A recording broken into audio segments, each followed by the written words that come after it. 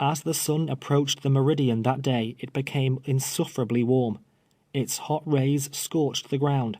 The earth almost blistered the foot that stood upon it. I was without coat or hat, standing bareheaded, exposed to its burning blaze. Great drops of perspiration rolled down my face, drenching the scanty apparel wherewith I was clothed. Over the fence, a very little way off, the peach trees cast their cool, delicious shadows on the grass. I would gladly have given a long year of service to have been enabled to exchange the heated oven, as it were, wherein I stood, for a seat beneath their branches. But I was yet bound, the rope still dangling from my neck, and standing in the same tracks where Tibeats and his comrades left me. I could not move an inch, so firmly had I been bound. To have been enabled to lean against the weaving house would have been a luxury indeed, but it was far beyond my reach, though distant less than 20 feet. I wanted to lie down, but knew I could not rise again. The ground was so parched and boiling hot, I was aware it would but add to the discomfort of my situation. If I could have only moved my position, however slightly, it would have been relief unspeakable, but the hot rays of a southern sun, beating all the long summer day on my bare head, produced not half the suffering I experienced from my aching limbs. My wrists and ankles, and the cords of my legs and arms, began to swell, burying the rope that bound them into the swollen flesh. All day Chapin walked back and forth upon the stoop, but not once approached me. He appeared to be in a state of great uneasiness, looking first towards me and then up the road, as if expecting some arrival every moment. He did not go to the field, as was his custom. It was evident from his manner that he supposed Tibeats would return with more and better armed assistance, perhaps to renew the quarrel, and it was equally evident he had prepared his mind to defend my life at whatever hazard. Why he did not relieve me, why he suffered me to remain in agony the whole weary day, I never knew. It was not for want of sympathy, I am certain. Perhaps he wished Ford to see the rope about my neck, and the brutal manner in which I had been bound. Perhaps his interference with another's property, in which he had no legal interest, might have been a trespass, which would have subjected him to the penalty of the law.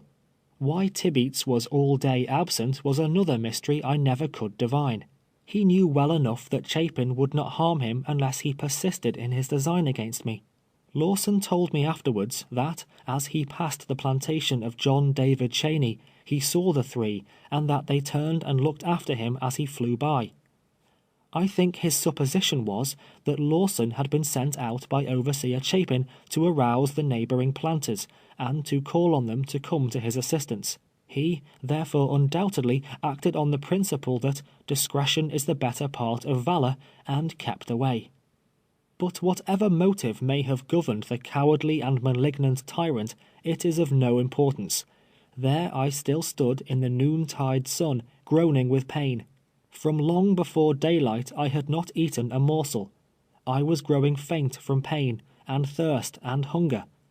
Once only, in the very hottest portion of the day, Rachel, half fearful she was acting contrary to the overseer's wishes, ventured to me, and held a cup of water to my lips.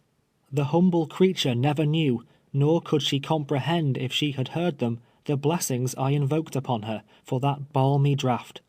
She could only say, "Oh, Platt, how I do pity you," and then hastened back to her labors in the kitchen. Never did the sun move so slowly through the heavens, never did it shower down such fervent and fiery rays as it did that day. At least, so it appeared to me. What my meditations were, the innumerable thoughts that thronged through my distracted brain, I will not attempt to give expression to. Suffice it to say, during the whole long day I came not to the conclusion, even once, that the Southern slave, fed, clothed, whipped, and protected by his master, is happier than the free colored citizen of the North. To that conclusion I have never since arrived.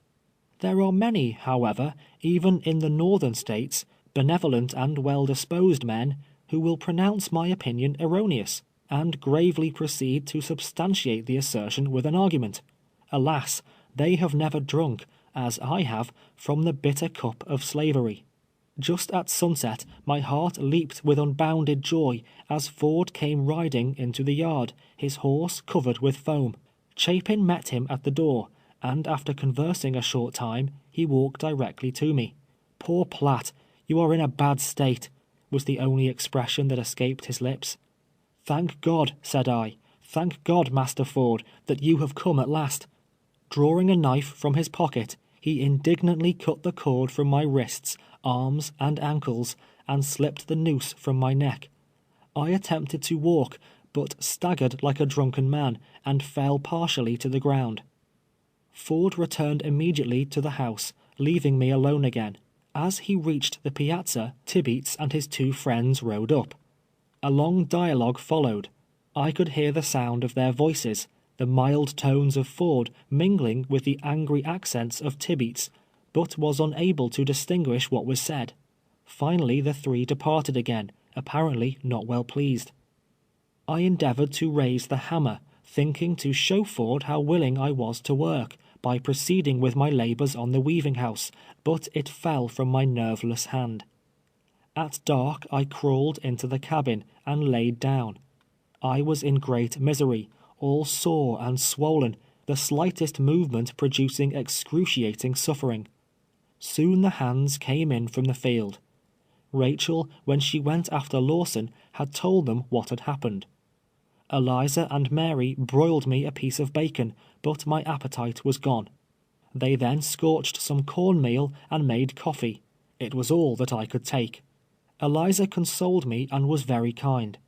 It was not long before the cabin was full of slaves. They gathered round me, asking many questions about the difficulty with Tibeats in the morning, and the particulars of all the occurrences of the day.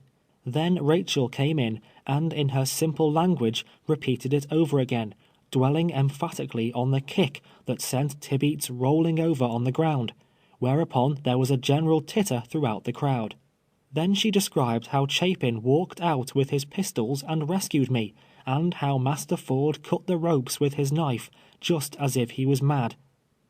By this time Lawson had returned. He had to regale them with an account of his trip to the Pine Woods, how the brown mule bore him faster than a streak o' lightning, how he astonished everybody as he flew along, how Master Ford started right away, how he said Piatt was a good nigger, and they shouldn't kill him, concluding with pretty strong intimations that there was not another human being in the wide world who could have created such a universal sensation on the road, or performed such a marvelous John Gilpin feat as he had done that day on the brown mule. The kind creatures loaded me with the expression of their sympathy, saying Tibeats was a hard, cruel man, and hoping Massa Ford would get me back again. In this manner they passed the time, discussing, chatting, talking over and over again the exciting affair, until suddenly Chapin presented himself at the cabin door and called me. "Piatt," said he, "you will sleep on the floor in the great house tonight. Bring your blanket with you." I arose as quickly as I was able, took my blanket in my hand, and followed him. On the way he informed me that he should not wonder if Tibeats was back again before morning, that he intended to kill me, and that he did not mean he should do it without witnesses. Had he stabbed me to the heart in the presence of 100 slaves, not one of them, by the law of Louisiana, could have given evidence against him. I lay down on the floor in the great house, the first and last time such a sumptuous resting place was granted me during my 12 years of bondage, and tried to sleep. Near midnight the dog began to bark. Chapin arose, looked from the window, but could discover nothing. At length the dog was quiet. As he returned to his room, he said, "I believe, Piatt, that scoundrel is skulking about the premises somewhere. If the dog barks again, and I am sleeping, wake me." I promised to do so. After the lapse of an hour or more, the dog recommenced his clamor, running towards the gate, then back again, all the while barking furiously. Chapin was out of bed without waiting to be called.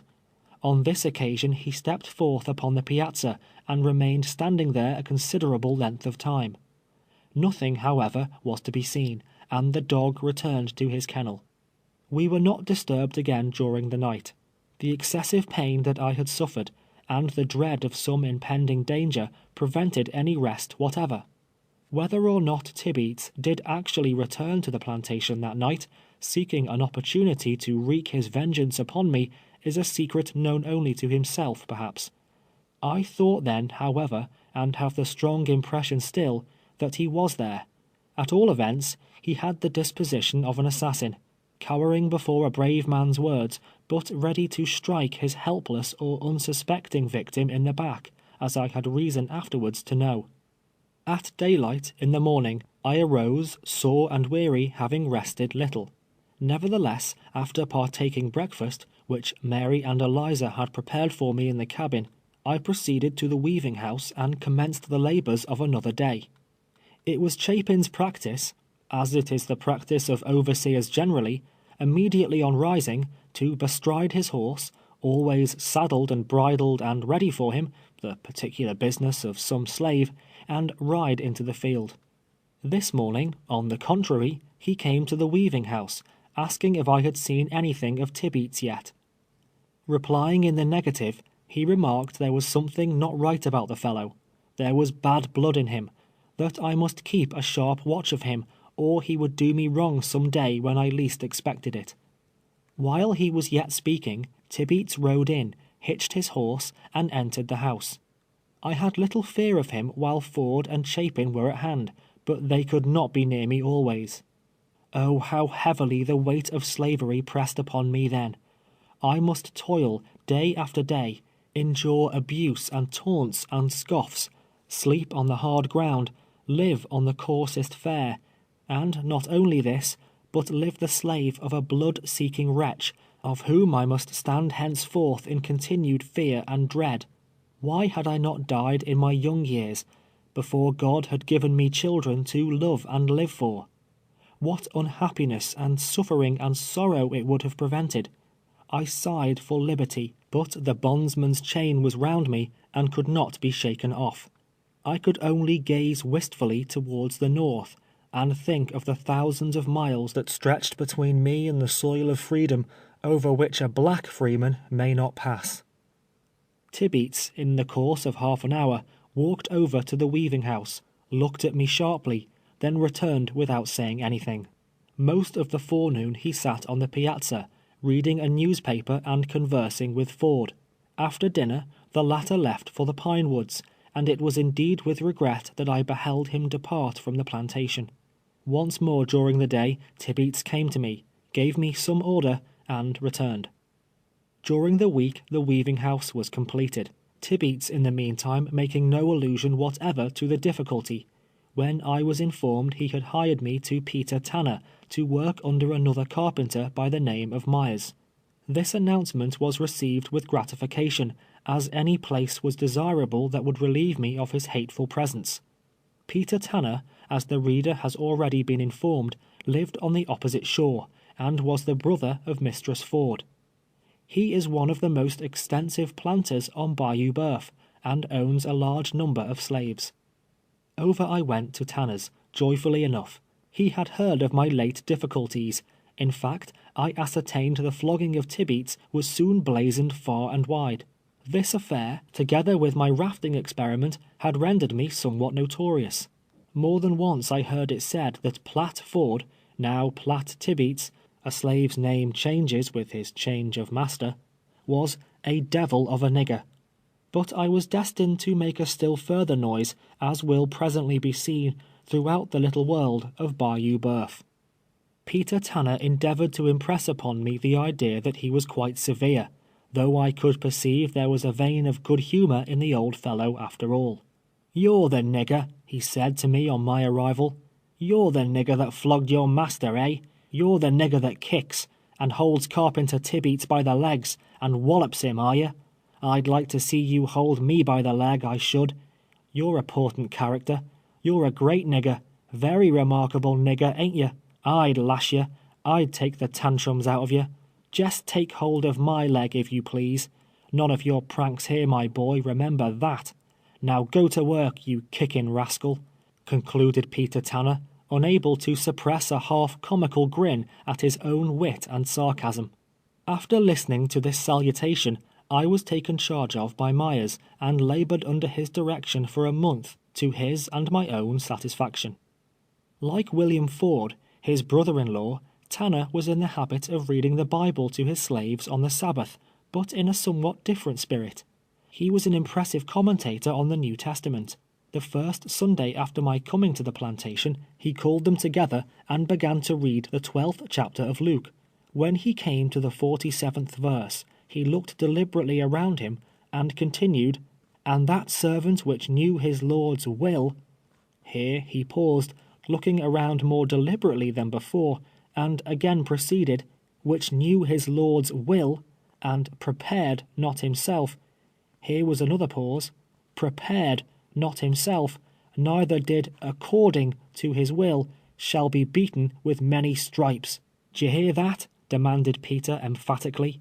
"Stripes," he repeated, slowly and distinctly, taking off his spectacles, preparatory to making a few remarks. "That nigger that don't take care, that don't obey his Lord, that's his master, d'ye see? That 'ere nigger shall be beaten with many stripes." Now, many signifies a great many. 40, 100, 150 lashes. That's scripter. And so Peter continued to elucidate the subject for a great length of time, much to the edification of his sable audience. At the conclusion of the exercises, calling up 3 of his slaves, Warner, Will, and Major, he cried out to me, "Here, Platt, you held Tibeats by the legs. Now I'll see if you can hold these rascals in the same way, till I get back from meeting." Thereupon he ordered them to the stocks, a common thing on plantations in the Red River country. The stocks are formed of 2 planks, the lower one made fast at the ends to 2 short posts, driven firmly into the ground. At regular distances, half circles are cut in the upper edge. The other plank is fastened to one of the posts by a hinge, so that it can be opened or shut down, in the same manner as the blade of a pocket knife is shut or opened. In the lower edge of the upper plank, corresponding half circles are also cut, so that when they close, a row of holes is formed large enough to admit a negro's leg above the ankle, but not large enough to enable him to draw out his foot. The other end of the upper plank, opposite the hinge, is fastened to its post by lock and key. The slave is made to sit upon the ground, when the uppermost plank is elevated, his legs, just above the ankles, placed in the sub-half circles, and shutting it down again, and locking it, he is held secure and fast. Very often the neck instead of the ankle is enclosed. In this manner they are held during the operation of whipping. Warner, Will, and Major, according to Tanner's account of them, were melon-stealing, Sabbath-breaking niggers, and not approving of such wickedness, he felt it his duty to put them in the stocks. Handing me the key, himself, Myers, Mistress Tanner, and the children entered the carriage and drove away to church at Cheneyville. When they were gone, the boys begged me to let them out. I felt sorry to see them sitting on the hot ground, and remembered my own sufferings in the sun. Upon their promise to return to the stocks at any moment they were required to do so, I consented to release them. Grateful for the lenity shown them, and in order in some measure to repay it, they could do no less, of course, than pilot me to the melon patch.